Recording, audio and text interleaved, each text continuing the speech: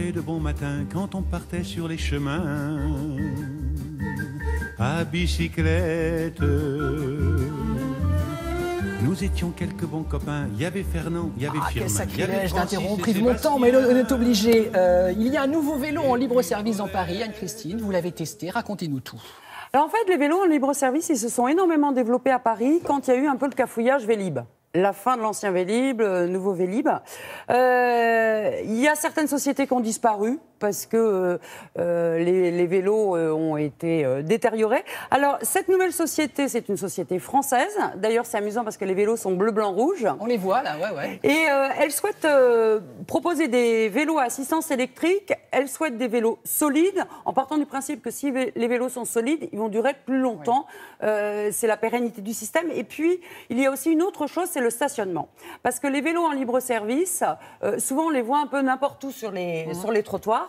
Il y a en fait 3 systèmes pour les vélos. Il y a soit le système avec des bornes, comme Vélib, vous remettez votre vélo à une borne, à un endroit fixe.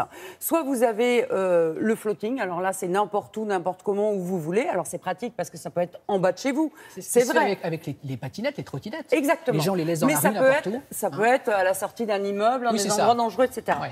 Et il y a aussi le semi-floating, c'est-à-dire que c'est une sorte de stationnement réglementé, on va dire. C'est-à-dire que vous devez remettre votre vélo dans un emplacement dédié, c'est-à-dire les parkings à vélo. Ce qui fait qu'on ne les trouve plus dans la rue n'importe comment. Donc eux partent du principe qu'en faisant ça, le système va durer plus longtemps et en tout cas ne va pas susciter l'énervement des usagers sur les trottoirs. Et la société a trouvé la parade pour nous faire respecter justement cette règle de garer son vélo dans un parking à vélo.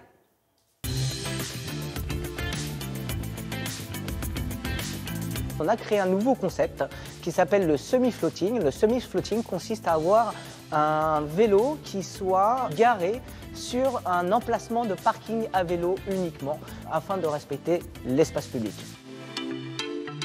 Et si vous ne le garez pas dans un parking à vélo ? Votre location continuera, vous ne serez pas en mesure de pouvoir verrouiller le vélo. Aujourd'hui, on dispose d'une flotte de 400 vélos qui a été déployée sur Paris. Et on a observé que finalement, oui, on a mis des vélos sur Paris, mais que les gens se déplaçaient en première couronne avec. Il y a un réel besoin de connexion entre Paris et la première couronne, bien évidemment. La société installée à Stein souhaite faciliter l'insertion professionnelle et avoir une démarche écologique. Notre engagement pour l'insertion professionnelle, c'est d'aider les personnes en difficulté de trouver un premier emploi pour avoir accès au marché du travail. Par exemple, pour les handicapés, d'avoir un environnement adapté pour eux et de montrer leurs vraies valeurs et leurs vraies compétences.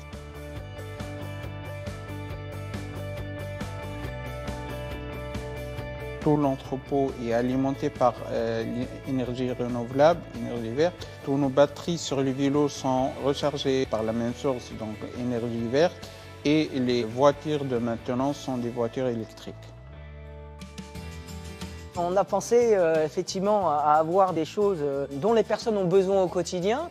Et on sait très bien que lorsqu'on utilise un vélo, on peut utiliser son GPS. Donc vous avez un support de téléphone sur le vélo. Et puis si vous arrivez à court de batterie, vous avez aussi un chargeur USB qui lui est positionné sur la batterie.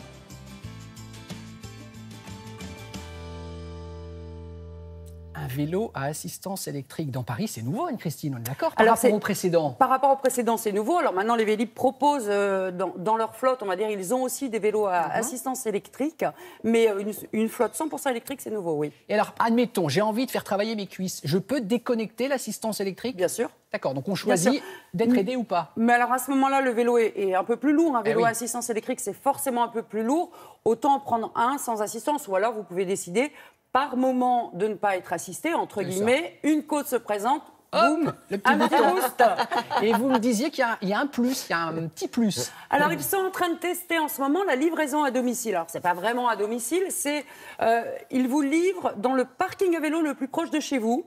Vous réservez un petit peu à l'avance, 12 heures à l'avance. Et puis, vous êtes sûr d'avoir un vélo pas loin de chez vous. Donc ça, c'est pas mal. Ouais. Et selon l'ADEME a fait, donc l'Agence de l'environnement et de la maîtrise de l'énergie a fait une enquête.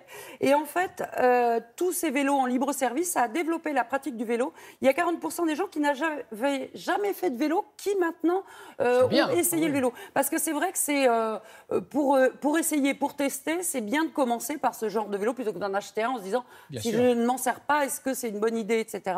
Donc ça aide à la pratique du vélo, donc c'est bien. Donc en ce moment il fait beau, on pourrait faire du vélo, mais avec la pollution, bon. Chacun voit, chacun fait